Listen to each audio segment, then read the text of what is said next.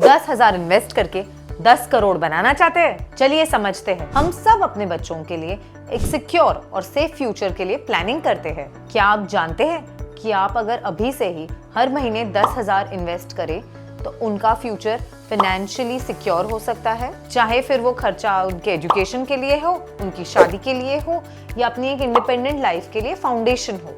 आज की छोटी छोटी सेविंग्स उनके लिए बड़ा फाइनेंशियल बैकअप बन सकती है और ये सब पॉसिबल है कंपाउंडिंग के मैजिक के साथ। सबसे पहले बात करते हैं वेल्थ बनाने के लिए सबसे पावरफुल टूल के बारे में। कंपाउंडिंग एक ऐसा प्रोसेस है जिसमें सिर्फ आपका इनिशियल इन्वेस्टमेंट ही ग्रो नहीं होता, मगर जो आपका इन्वेस्टमेंट पे जो रिटर्न आपको एनुअली मंथली जो भी आता है उस पर भी ग्रो करता है। और जब बात कंपाउंडिंग की होती है तो एक चीज सबसे आगे रहती है, वो है इक्विटी म्यूचुअल फंड। ये एवरेज 12% रिटर्न देते हैं और लॉन्ग टर्म में आपकी वेल्थ को एक्सपोनेंशियली ग्रो करते हैं।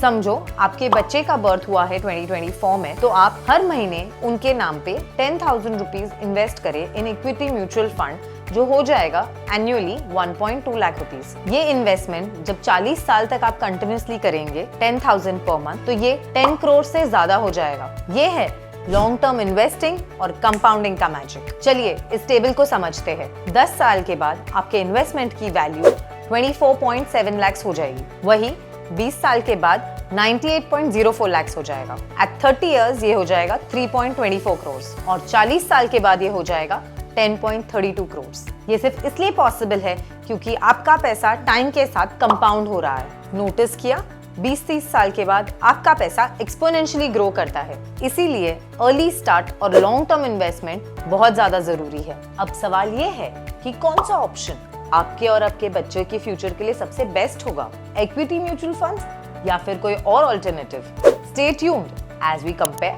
all the popular options in part 2.